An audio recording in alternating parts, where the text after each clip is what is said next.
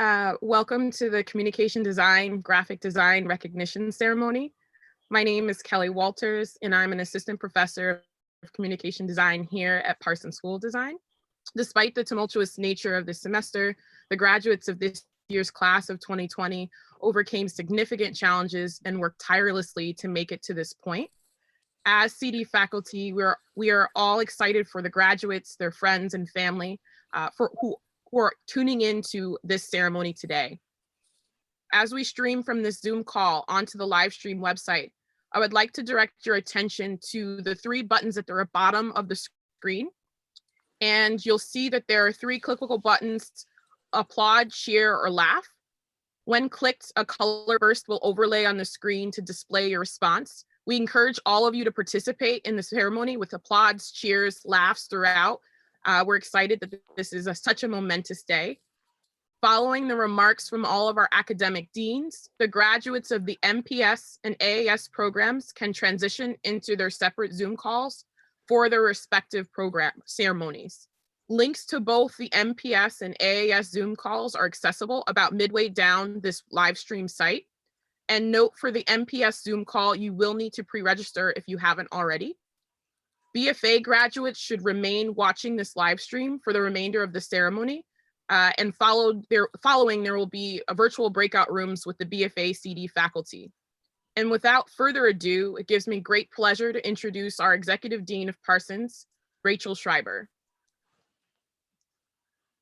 Thank you, Kelly. Thank you so much. Good morning, everybody, and welcome. As Kelly said, I'm Rachel Schreiber, Executive Dean of Parsons School of Design, and it is my distinct honor to welcome you to today's celebration, where we commemorate the graduation of the class of 2020 in AAS Graphic Design, BFA Communication Design, and MPS Communication Design. I'd actually like to begin by conveying a special message of thanks to the families who have provided unyielding support in the course of students' journeys here at Parsons. To the parents, siblings, spouses, and everyone else, thanks for all you have done to make this day possible. I know this is not the way that everyone expected to mark this occasion, but you are here and we are here. Family members, professors, friends, students, and most importantly, graduating students are all here. And it's really great to be able to see people here from all over the globe. So that's an unexpected bonus. To the graduates, you have worked tirelessly throughout your time here at Parsons, and you have persevered through these last few months of upheaval as you culminate your studies. And you have ensured that this is, without a doubt, your time. I don't think anyone is better equipped than the class of 2020 to appreciate all that we take for granted. No one more acutely understands the importance of persevering in our creative practices and research amidst significant challenges. I cannot wait to see how your paths unfold from here on out. While the pandemic leaves an indelible mark on our world, I know your futures will be bright and that you will make your own incredible marks. Please stay in touch as 2020 alumni of Parsons and the New School. Congratulations on all of your achievements. And now it's my pleasure to welcome Dean of the School of Art, Media, and Technology, Ann Gaines. Greetings, everyone. Thank you so much, Rachel. As Rachel noted, I'm Ann Gaines. I'm Dean for the School of Art, Media, and Technology at Parsons. And it has been such an honor to be the school dean during your time of study at Parsons. So let's all participants take a moment and just cheer and congratulate using your cursor or your mouse at the bottom of your screen to our class of 2020. So I want to acknowledge as well the many people that have supported our graduates. Graduates, I hope that everyone who supported you, helped you through your path of study, are well and able to join us today to really recognize the significance of this accomplishment in this moment. And I want to highlight the significance of your completion of your degree through noting both the enduring and the evolving nature of education. My own passion for education is due to its hopeful nature. As an artist just out of art and design school myself, I came to understand both the potential and the power of education through Paulo Freire's philosophy. And Richard Shaw framed Freire's philosophy by stating, the potential of education is that it becomes the practice of freedom, the means by which individuals deal critically with reality and discover how to participate in the transformation of their world. So in celebrating the power of education, I want to note that as far as I know, everyone who's gathered here today, who's watching this live stream, this is all of our first pandemic, but it's actually Parsons' second one. The school's founding in 1896 means that it endured the Spanish flu in 1918 and all of the subsequent historical and political challenges that the 20th century had and led us into this time. So Parsons and all of us will persevere and progress through coronavirus. So there's no one better poised than creatives, than artists and designers who've had a progressive education at a school like Parsons to deal critically with reality and discover how to participate in the transformation of your world. So to celebrate this progressive education that you've just completed, I invite you all to take your next steps in the world through the lens of Freirean theory. This would be to unveil opportunities for hope, regardless of the obstacles, to express respect for difference in ideas and positions, to be tolerant, open, forthright, and critical, and keep learning to learn. I also want to just take a moment and recognize the loss and pain any of us may have experienced as we navigated the end of the semester together.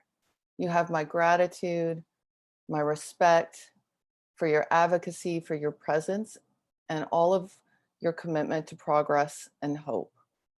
So community matters. You are an important part of our learning community, and you will continue to be as you become alumni of the university as of tomorrow's commencement. And I just want to finish by stating how grateful I am to all of your faculty. I have the privilege of working closely with them, and they are so dedicated to the excellence of the education you experience and bring your interest to our every endeavor. They are also endlessly responsive and creative. And this platform that you're watching the live stream on is testament to that. So they are, in Shaw's words, dealing critically with reality and participating in the transformation of our world. It's now my distinct honor and pleasure to introduce Lucille Tenazas, the Henry Wolf Professor of Communication Design, who has been an extraordinary partner and collaborator as a School Associate Dean for Art, Media, and Technology. Please welcome Lucille. Welcome everybody to the Communication Design, Graphic Design Recognition Ceremony. I'm going to start with showing my screen, sharing my screen.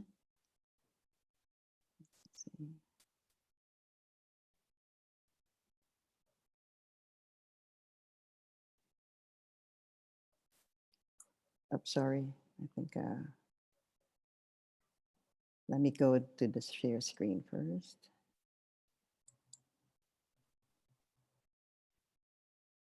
Okay, can you see my screen now? Can you see it? Okay, am I okay? You can hear me, I'm not muted. Okay, so as thank you, Anne. As Anne said, I'm the Henry Wolf Professor of Communication Design, and I'm also the Associate Dean. This is my final semester as Associate Dean after having been the Associate Dean for 6 years, and it was a great collaboration with Anne. You are all, there are three groups of you. You're Bachelor of Fine Arts, you also are Associate in Applied Arts, the AAS students, and the Master in Professional Studies. You're all bound together in a discipline and profession that has shifted and evolved over time, but it continues to remain relevant. So now more than ever, your design education prepares you to confront the changed world you will see beyond this pandemic. Right now, it might feel interminable, and the uncertainty of when we can again move about freely creates anxiety and fear.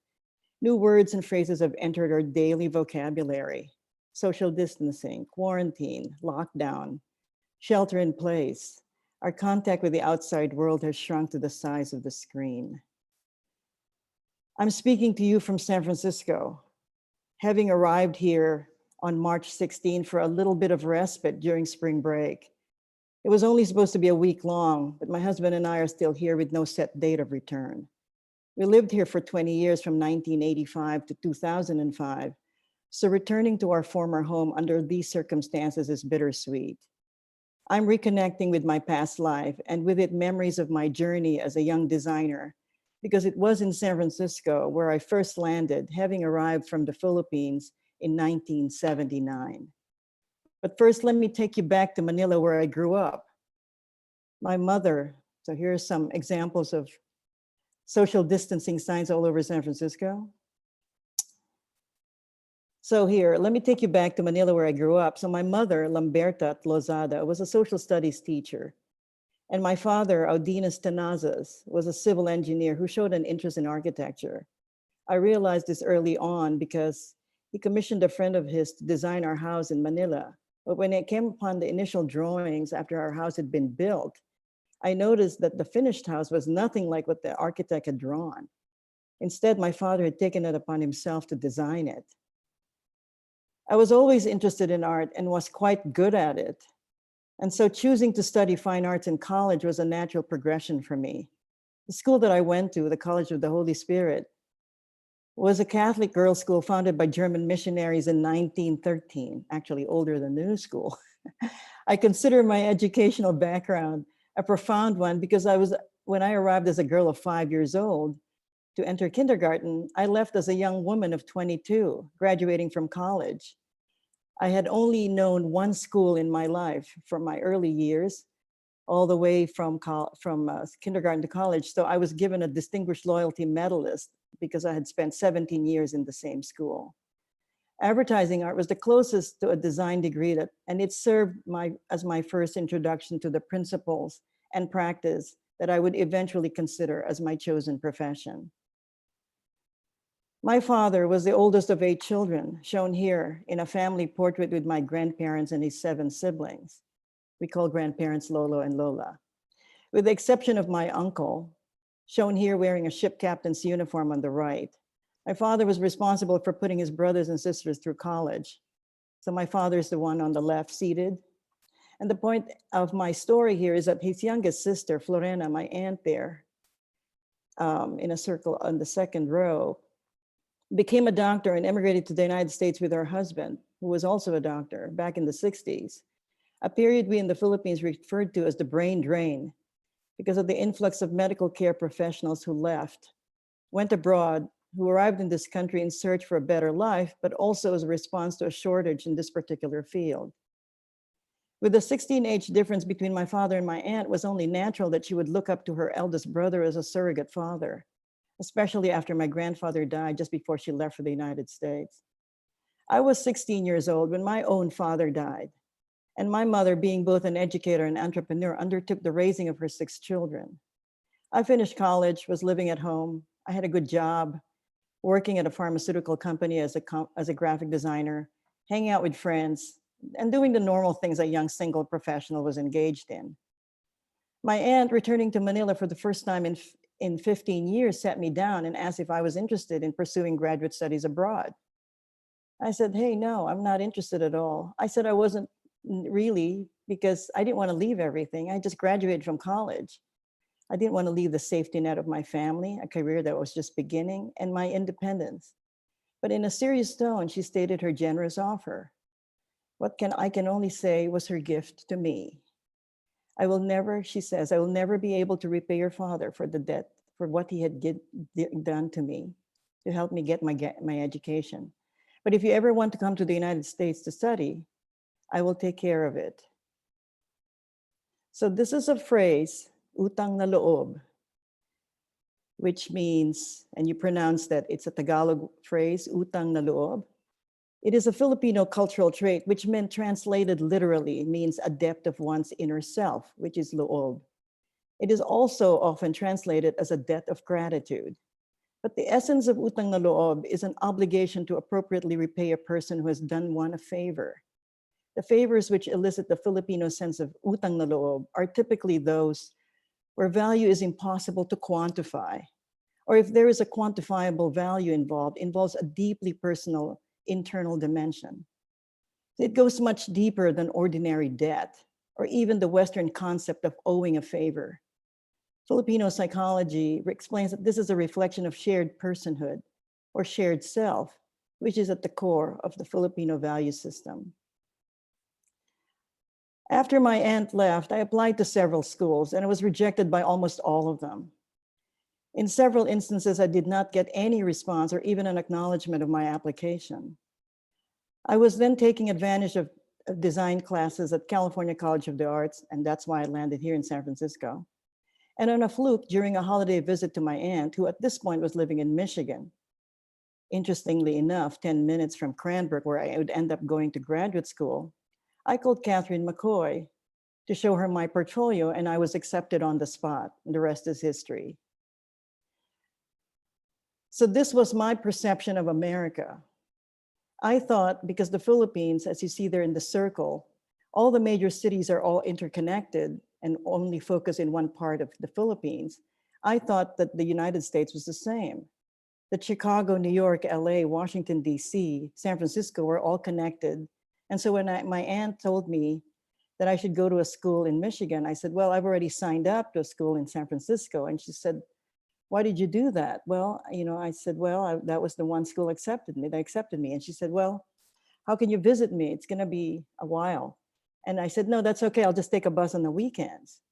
And so I realized, and this is actually a quote from Wikipedia that I didn't I don't know, I didn't write Wikipedia, but somebody had written this, and I will quote, in the mid-1970s, her aunt in Michigan offered to pay for her postgraduate tuition in the United States, unable to find a closer school to her aunt and misunderstanding the country's geography, et cetera, et cetera. So I find myself now here in New York. So I have continuously taught and practiced as a designer for the past 40 years. First in New York in the early 80s, then San Francisco throughout the 90s and early aughts, and then a brief time with my family in Rome, and then back to New York and now at Parsons, where I have been since 2008. So as you can see here, I have been a designer for the last 38 years, having graduated in 1982 from Cranbrook. So you are going to be graduating tomorrow. It is 2020, in the most unusual year of your career. And 38 years from now, which will be 2058, you will still be a designer, I hope, because that's what I can call myself. I always ask myself, what percentage of yourself in your work is in your work? And I ask that question on a regular basis. More importantly, I answer it candidly and truthfully. So one of the things I tell my students that it is okay to do work for the money, but you need to know when to leave.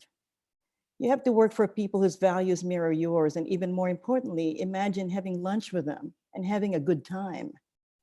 So tomorrow you will be conferred your degrees in the first ever virtual commencement at the new school's 100-year history. It is not what you expected. It is not what we expected. But for the last 7 weeks, you have had to adjust quickly, and your teachers have rallied to maintain and deliver the level of education you deserve.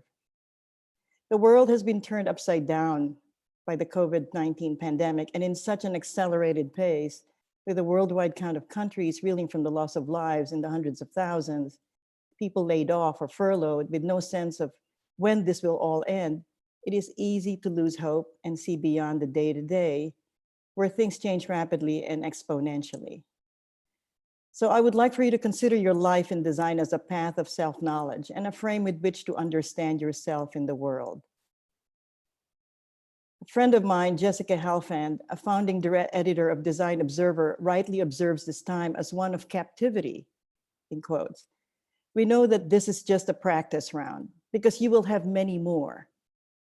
You are young. We have learned to be patient, to be still. We have come to tolerate ambiguity. We have no idea when this will end, and we have learned to embrace loneliness, but we also know that the mind is not as easily restricted. and that the imagination cannot so easily be caged. And in her words, to be truly self-reliant is to trust in that deep well of possibility, of fierce individuality, of honesty and hope. So I would like to leave you with this quote, that designers who design like machines will be replaced by machines, because it is not the digital, but the intuitive, and not the measurable, but the poetic, and not the mechanical, but the sensual, which humanizes design. And I think back on that because Catherine McCoy, my teacher from Cranbrook, said that so many years ago. And it makes me think of craft and what does it mean to make things? Because it is a way to process fear and anxiety. In Richard Sennett's book, The Craftsman, his guiding intuition is that making is thinking. The work of the hand can inform the work of the mind. And we should not forget that the material world, which is everywhere around you, it speaks to us in many ways by its pervasiveness and its ability to change as circumstances change. So I want you to think, by keeping this close to your thinking, you can develop an intelligent hand. So for now, while you imagine what you will be doing, take a break because you deserve it. I hope that this untimely pause can offer a moment of reflection and can generate psychic space for imagining what your future will be. So congratulations, everybody. I guess my congratulations isn't showing up. Anyway, I just want to wish you all, and thank you, everybody, again. Thank you, Lucille. This now concludes the common portion of the CD program ceremony. So for the MPS and the AAS graduates tuning in, please transition to the separate Zoom calls for the completion of your ceremonies. They are listed again in the links below on this live stream website. BFA graduates, please stay on the line for the remaining portion, as we will be recognizing all of the BFA graduates just in a few minutes. I would now like to introduce our BFA CD director, Irun Kong.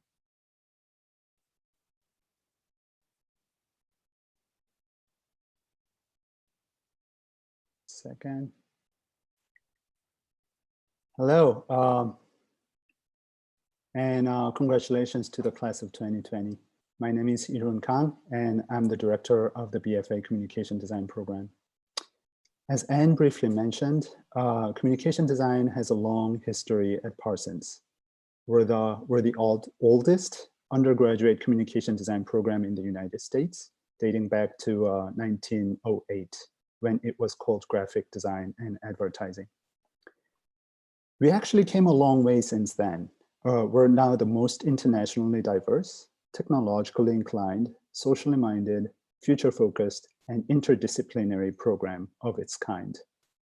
Our students are not only designers, but they are also artists, photographers, illustrators, programmers, social scientists, and writers. Today, even though we're not able to meet and celebrate in person, we're proud to graduate our students into a world that holds unexpected treasures and, of course, challenges.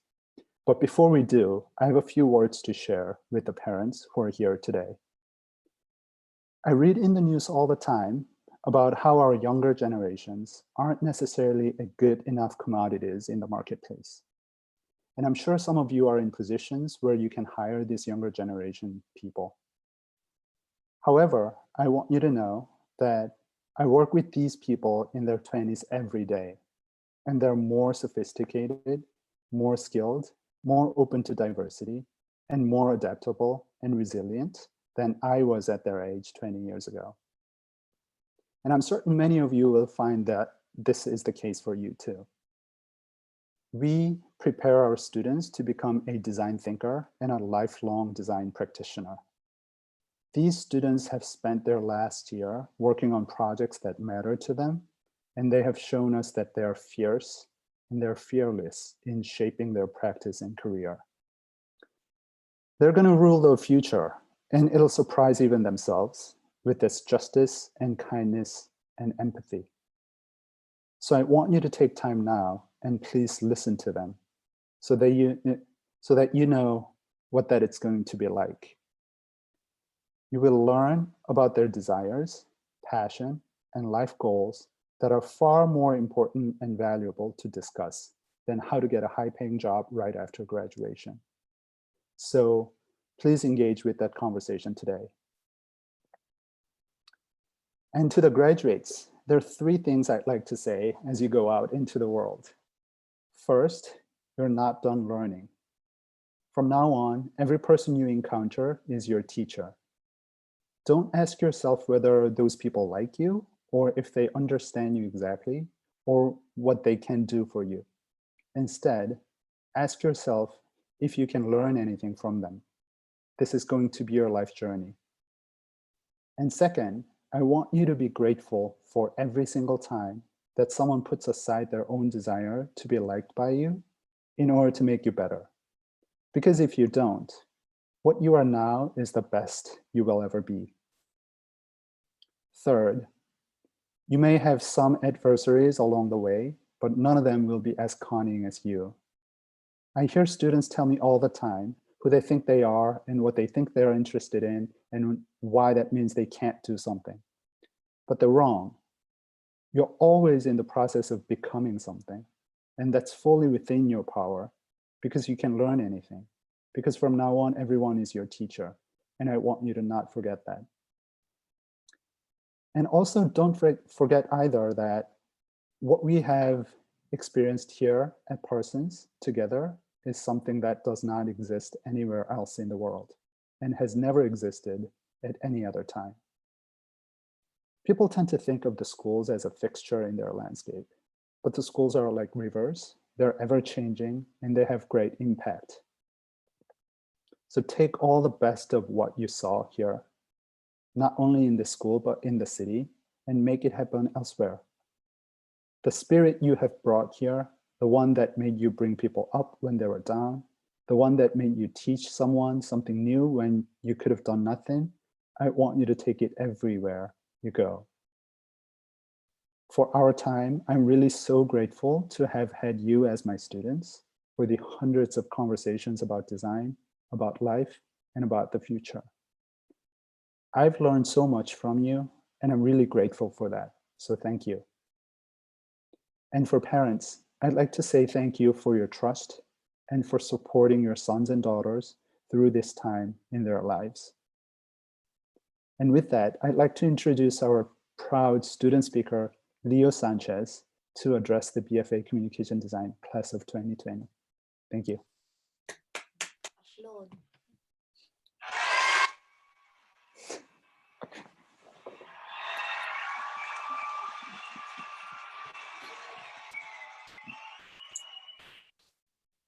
Wow, this Zoom call is buzzing today.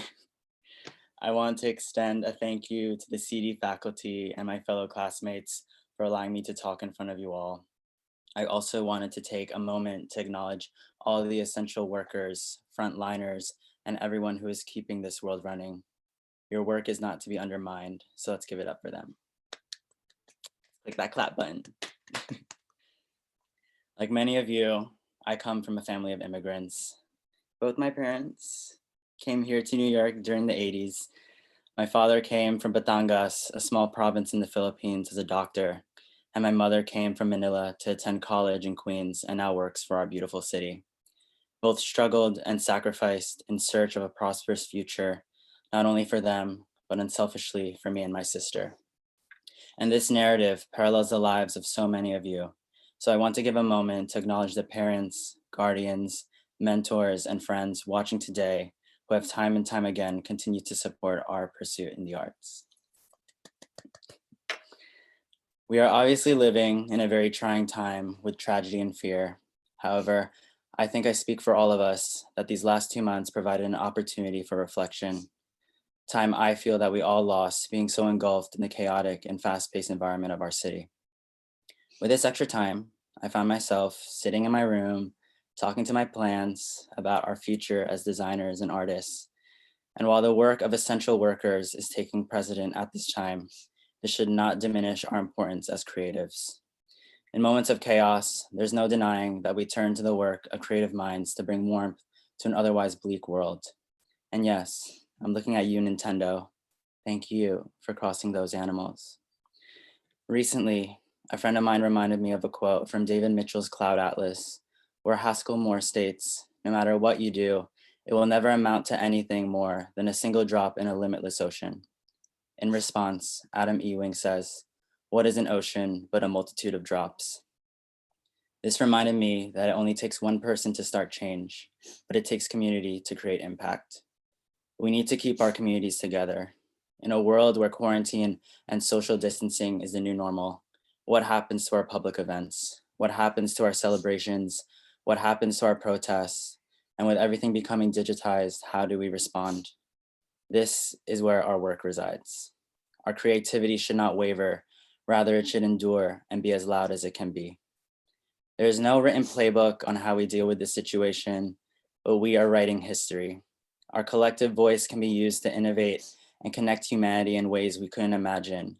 At this point in time, the generations ahead of us will look to us as examples, as a means of inspiration. And to me, that's pretty sick. All of our work has been nothing short of amazing. Together, we advocate for exposing racial discrimination, sexism, and economic inequalities. We heard stories celebrating the lives of immigrants, bringing light to the importance of mental health, or even creating digital spaces that facilitate change. We all have a distinct voice, and for us to be silent in a time of crisis does no one any good. Our work knows no boundaries, so let's continue to be storytellers with the tools we have. Let's continue to observe and question, continue to fight for and empower the disadvantaged, continue to foster communities and uplift others, and continue to be that source of light for you and for someone else. Salamat, thank you. Class of 2020, we did it. This is Leodor Sanchez, and now it's time for me to zoom on out of here. Oh, where's the audio? Play it, play it, play it.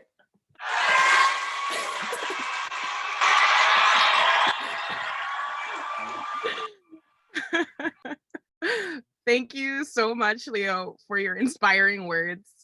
We will now transition to the recognition of the graduates. The names will be read by BFA CD faculty.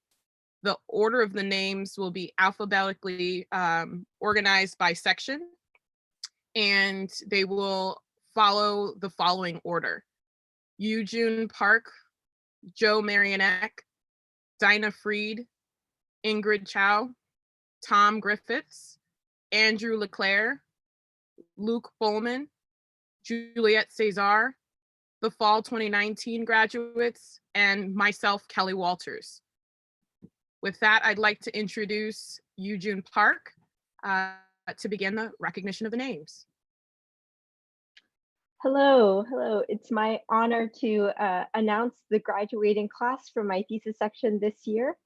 First, we have Nia Acosta Dume, who completed her thesis Motifs of Dominican Cinema, which she finished right here in New York, New York. Juje B completed her thesis Home, which she finished in Atlanta, Georgia. Tahi Byun completed her thesis Hyperconnection, which she finished in Hanam, South Korea. Suji Kang completed her thesis Light, which she finished in Seoul, South Korea. Celine Kim completed her thesis The A to Z Encyclopedia of K-pop, which she finished in New York, New York. Grace Ledoux completed her thesis The Literal End of the World, which she finished in Seattle, Washington. Rachel Lee completed her thesis Raw Magazine, which she finished in New York, New York. Yuan Lee completed her thesis Colors of Blind, which she finished in New York, New York. Kyle Palma completed his thesis Delinquent, which he finished in New York, New York. Leodor Sanchez completed his thesis Viral, which he finished in Queens, New York. Valerie Trisnadi completed her thesis, Urban ASL, which she finished in New York, New York. Yichi Sai completed his thesis, Overworking, which he finished in Taipei, Taiwan. Kayla Vanderbilt completed her thesis, Mapping Misogyny and Rewriting History, which she finished in New York, New York. Jarpei Wu completed her thesis, Digital Graphic Landscape in Taobao, which she finished in New York, New York. Evgenia Zikova completed her thesis, Cannabis, which she finished in New Jersey, New Jersey. Next, it's my honor to announce the graduating class from Joe Marianek's thesis section. Sakshi Agarwal completed her thesis, Pause, which she finished in Kolkata, India. Yangchen Gruben completed her thesis, Blank, which she finished in New York, New York. Inga Khan completed her thesis, Food for Thought, Yellow Cosmetics, which she finished in New York, New York. Eli Lederberg completed his thesis, How Do We Share, which he finished in New York, New York. Natasha Lee completed her thesis, Cope, which she finished in New York, New York. Jiayi Liu completed her thesis, Break, which she finished in New York, New York. Sophia Marinelli completed her thesis, The Infobon, which she finished in Boulder, Colorado. Julia McGillicuddy completed her thesis, Equal Fans, which she finished in Cary, North Carolina. Rachel Rudolph completed her thesis, Someone Else's Shoes, which she finished in Los Angeles, California. Simon Shakoeli completed his thesis, A Systematic Utopia, which he finished in New York, New York. Seth Sharbono completed his thesis, Honest in a Really Mean Way, which he finished in New York, New York. Arunima Sinha completed her thesis, De Novo, which she finished in New York, New York. Shivam Sinha completed his thesis, Data Ertanum, which he finished in New York, New York. Kelt de Bonapope completed his thesis, Adrift, which he finished in Leawood, Kansas. Shivani Toshnawal completed her thesis, Reflect.io, which she finished in Salt Lake City, Utah. Xinyi Wu completed her thesis, Project 40, which she finished in New York, New York.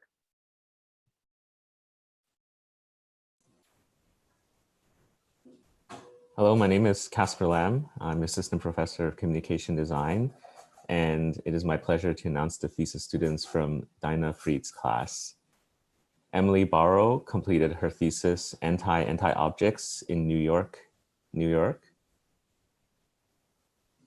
Krish Chandiramani completed his thesis, Breadwinning in Hong Kong.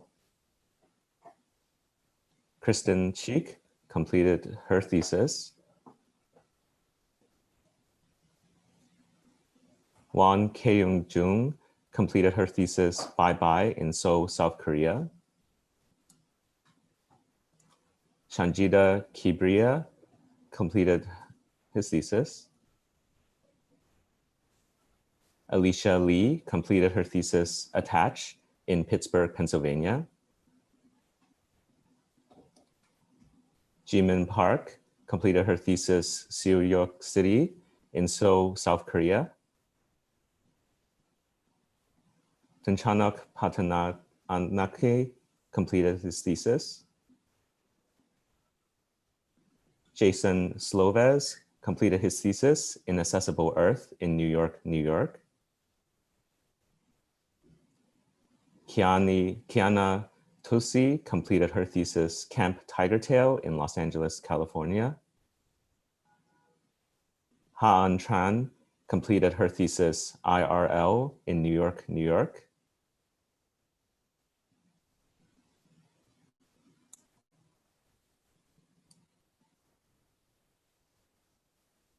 And now it is my pleasure to announce the thesis students for Ingrid Chow's class. Kimberly Chan completed her thesis Linked. Xingmin Chang completed her thesis Understand in New York, New York.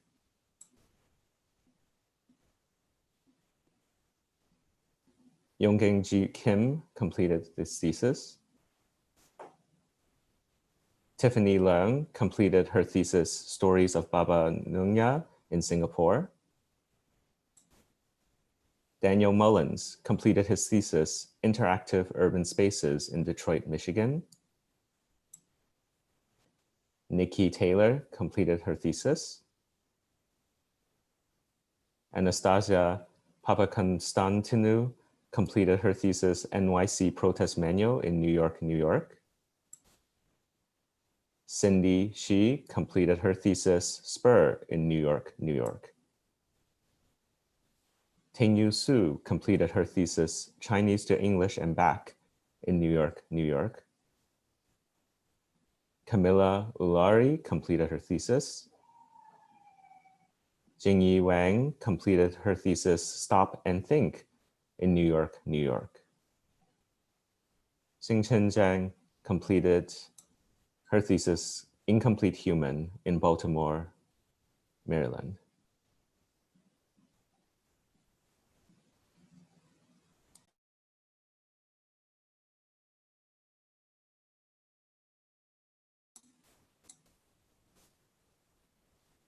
And now I would like to introduce Tom to introduce his thesis students.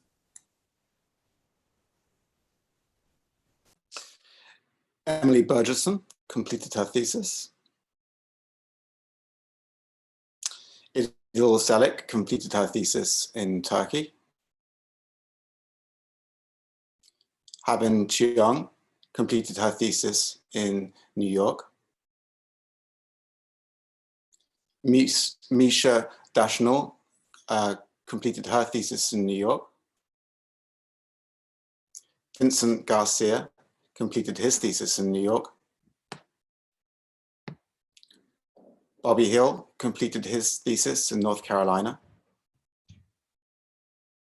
Ais Yaran Kaya completed her thesis in Turkey. Susie Lee completed her thesis in New York. Ruan Nguyen completed her thesis in New York. Vincent Privitera completed his thesis in Kansas.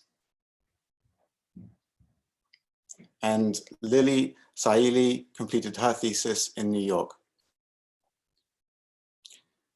Maria Agustina Sanchez completed her thesis in New York. Shreya Shah completed her thesis in New York. And Avni Shivkumar completed her thesis in India. Bailey Storms completed her thesis in North Carolina.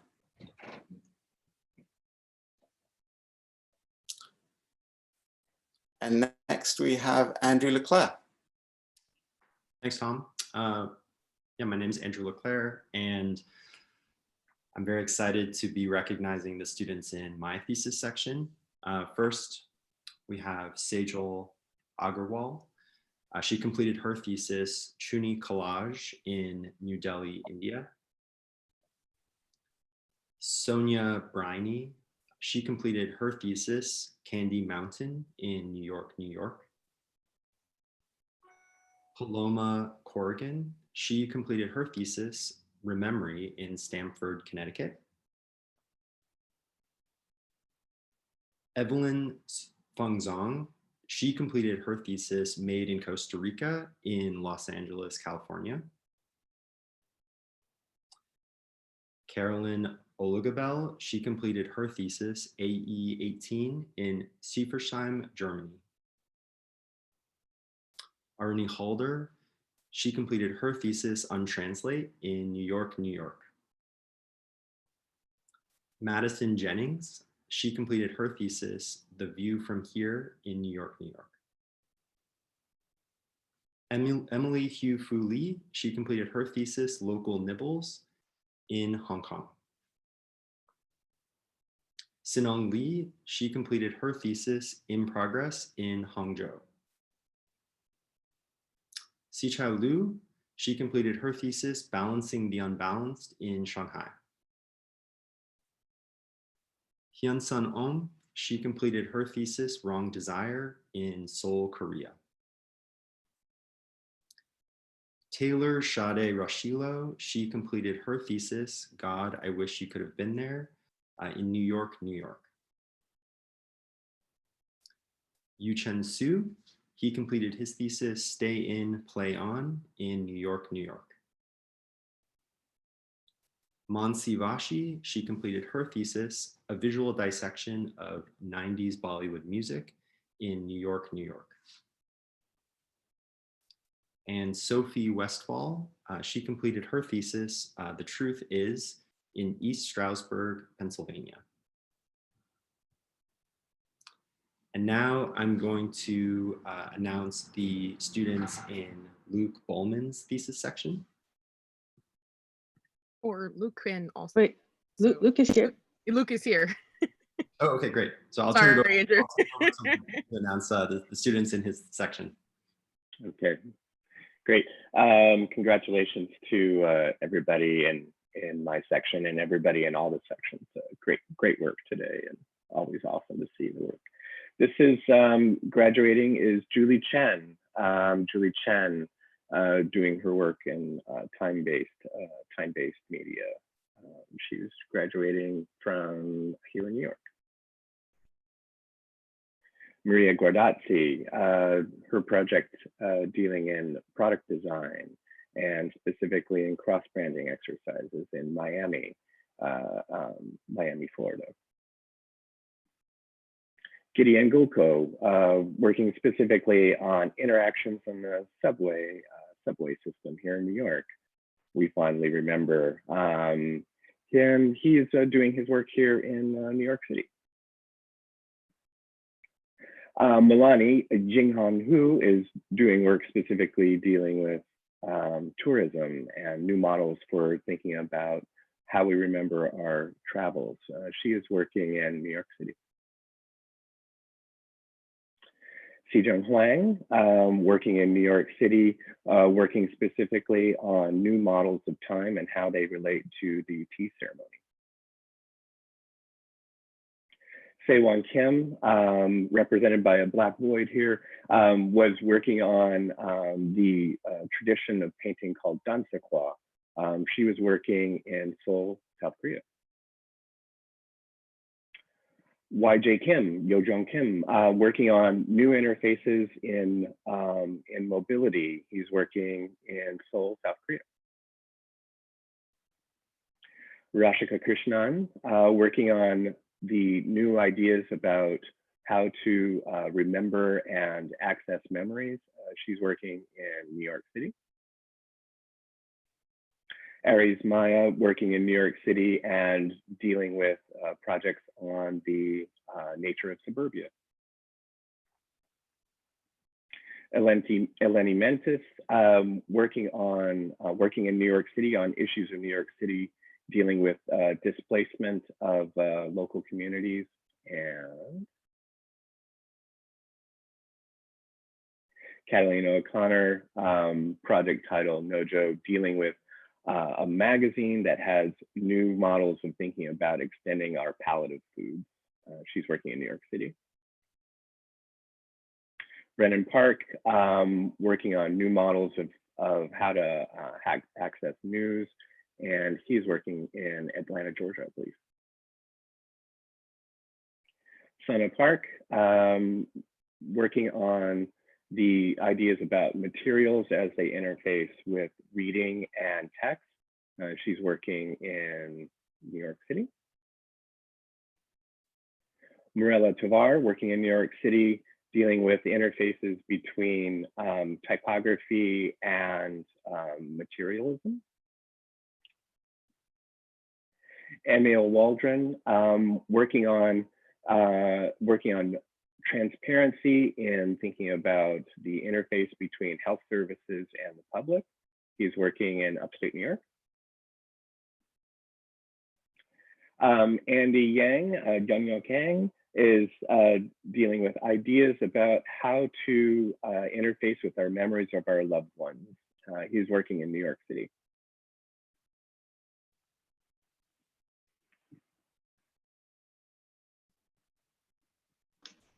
With that, I'm Juliet Cesar, and I'm also very delighted to honor the graduates in my section as well as with all of the sections, and I'll also be honoring the graduates of fall 2019. Casey Amable completed her thesis, The Gaze Archives, in New York City. Olivia Hunter completed her thesis, The Honest Dairy, in Boston, Massachusetts. Sulamita Javier Balanutza completed her thesis, Dominicanas, which she finished in New York City. Preeti Khalik finished her thesis, Utopia Machine, in New York City. Sua Kim completed her thesis, Sokdam, which she finished in Ridgefield, New Jersey. Xiao Lin completed her thesis, It's a Round, Round World, in New York City. Judah Maximilian Russ Jarrett completed his thesis, Pirate Beings, in New York City. Tommy Park completed his thesis, The Human Project, in New Jersey. Delaney Poitras completed her thesis, Pocket Feminism, in New York City. Zhen Ren completed her thesis, I Have Nothing to Say, which she finished in Shanghai, China. Elizabeth Richards completed her thesis, Spaces Taking on New Forms, in Miami, Florida. Milicia Rodriguez completed her thesis, Bliss, in Caracas, Venezuela. Mimi Shi completed her thesis, Pictionary 101, in Jersey City, New Jersey. Isabella Wang completed her thesis, Technology for Designers, in New York City.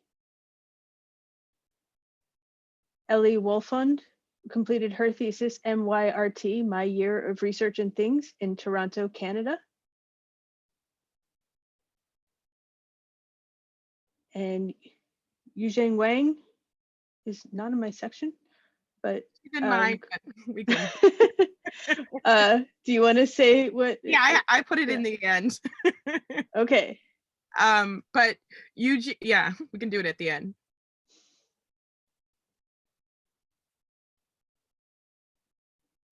So these are graduates. These are students of ours who graduated in the fall. This is Olivia Chow, Jessica Dantes, Zarin Karimi, Polina Kvostova, Sarah McNutt, Holly Parkin, Dominique Gabrielle C. Juco, Demi Stolino, Maria Tenorio, Kyle Tranquilli, Abby Wang. And I'll round us off with the last section, which is mine. And again, I'm really excited to recognize the students that were in my class this year. Yahya Abusef completed his thesis, Fictional Realities, which he finished in New York, New York. Kamal Adisa completed his thesis, Ijapa for President, How the Tortoise Cracked Its Shell, which he finished in Brooklyn, New York. Geddes Alexander II completed his thesis, Buying Back the Block, which he finished in the Bronx, New York. Vicky Fan completed her thesis, Masked Citizens, which she finished in New York, New York. Cyril Gordon completed her thesis, Scrapped Metals, which she finished in Phoenix, Arizona. Esra Gumruchler completed her thesis Nomo, which she finished in Izmir, Turkey. Anya Gupta completed her thesis The Digitorium, which she finished in New York, New York.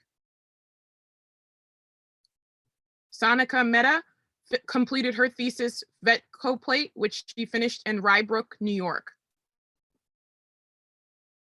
Anthony Mushai Mui Rui completed his thesis Tongue and Tribe, which he finished in Brooklyn, New York. Meredith Nelson completed her thesis Little Dock, which she finished in Greenwich, Connecticut. Lorna Oppenheim completed her thesis Special, which she finished in Antibes, France. Lee June Park completed her thesis Mood Book, which she finished in Duluth, Georgia. Sean Fan completed his thesis When They Hear Us, which he finished in New York, New York. Joanny Ramirez completed her thesis Faces, which she completed in New York, New York. And Yujian Wang completed her thesis Sonicity, which she completed in New York, New York. And with that, I'm extremely excited to congratulate the entire BFA CD graduates of the class of 2020.